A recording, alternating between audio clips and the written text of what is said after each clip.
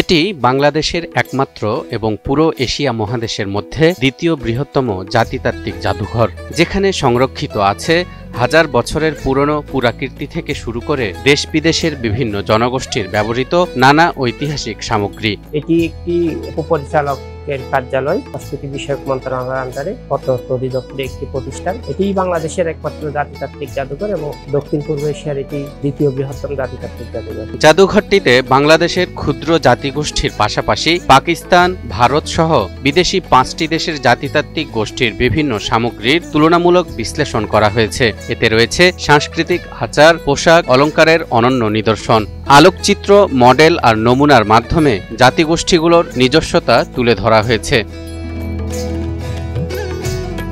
পার্বত্য চট্টগ্রাম অঞ্চলের চাকমা, মারমা, ত্রিপুরা, মুরং, বম, খিয়াং, খুমি, চাক, রাখাইন, পাংখোয়া, সিলেট অঞ্চলের খাসিয়া, মণিপুরী, পাঙ্গন, পাত্র, ময়মনসিংহ অঞ্চলের গারো, হাজং, দালু, মান্দাই, কোচ, রাজশাহী, দিনাজপুর অঞ্চলের সাঁওতাল, ওরাও, রাজবংশী, পলিয়া এবং যশোর, ঝিনাইদহ অঞ্চলের বুনো বা বোনা, বাগদি, এমনি করে দেশের সবগুলো ক্ষুদ্র নৃগোষ্ঠীর পরিচয় তুলে ধরা হয়েছে এই বিশেষ জাদুঘরে। ক্লাস 7 এর মধ্যে সপ্তম শ্রেণীর সমাজ বিজ্ঞানে একটা চ্যাপ্টার আছে ক্ষুদ্র নৃগোষ্ঠী নিয়ে। স্টুডেন্টরা বই পুস্তকই পড়তেছে, কিন্তু প্র্যাকটিক্যাল তারা দেখতেছে না, প্র্যাকটিক্যাল তারা জানতে পারছে না। সেক্ষেত্রে আমাদের এই জাদুঘরে আসলে মূলত প্র্যাকটিক্যাল তাদের লাইফস্টাইল, তাদের খাদ্যাভ্যাস, জুমসা, তারা কিভাবে অনুষ্ঠানগুলা করে সবকিছু আমাদের এই জাদুঘরে আসতে তারা দেখতে পায়, তারা অনেক আনন্দিত হয়। প্রায় 1.25 একর জায়গা নিয়ে জাদুঘরটির অবস্থান চট্টগ্রামের বাণিজ্যিক এলাকা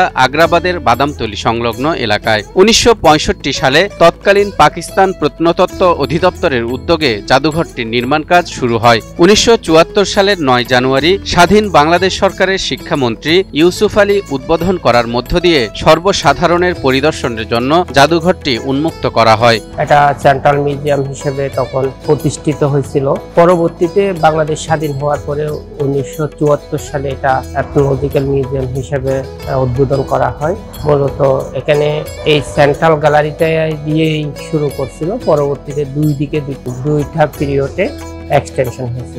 মূলত এটি প্রতিষ্ঠা করা হয় বিভিন্ন জাতিগোষ্ঠীর জীবনযাপন, সাংস্কৃতিক আচার আর ঐতিহ্যের নমুনা সংরক্ষণের উদ্দেশ্যেই।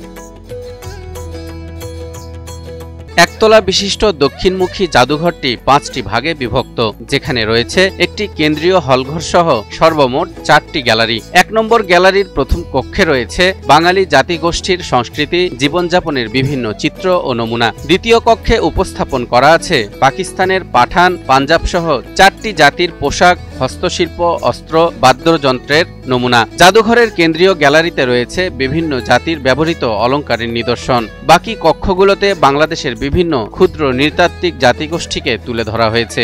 এই জাদুঘরের বিশেষত্ব হচ্ছে যে আপনার এখানে 27 ট্রাইবদের তাত্ত্বিক বিষয়গুলো আমরা প্রদর্শনীতে রেখেছি। এখানে বিভিন্ন নিদর্শনগুলো আমরা প্রদর্শনীতে রেখেছি, যেমন সেন্ট্রাল গ্যালারিটাকে আমরা অর্নামেন্টস দিয়ে সাজিয়েছি। অন্যান্য গ্যালারিগুলো যেমন উত্তর অঞ্চলের কিছু ট্রাইবদের নিদর্শনগুলো আমরা 1 এবং 2 নম্বর গ্যালারিতে রেখেছি। 3 এবং 4-এ আমরা পূর্বাঞ্চলের নিদর্শনগুলো রেখেছি।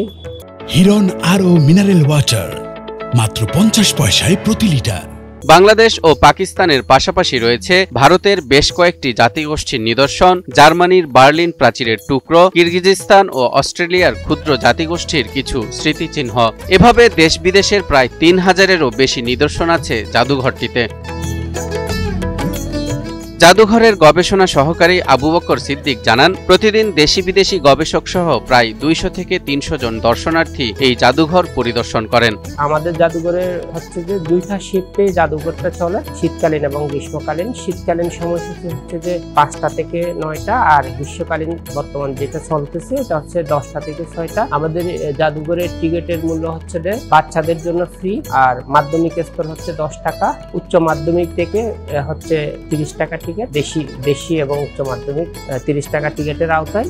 জাতিতাত্ত্বিক জাদুঘর শুধু দেশি বিদেশি পেশাদার দর্শকদের জ্ঞান অনুসন্ধানের আকাঙ্ক্ষায় নিবৃত করে না, বরং সকল শ্রেণীর দর্শক পর্যটকদের বিপুল আনন্দেরও খোরাক যোগায়।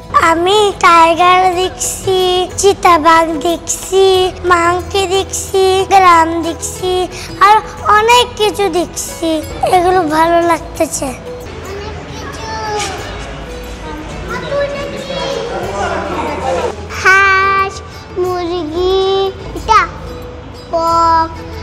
তার সাথে অনেক কিছু দেখছি।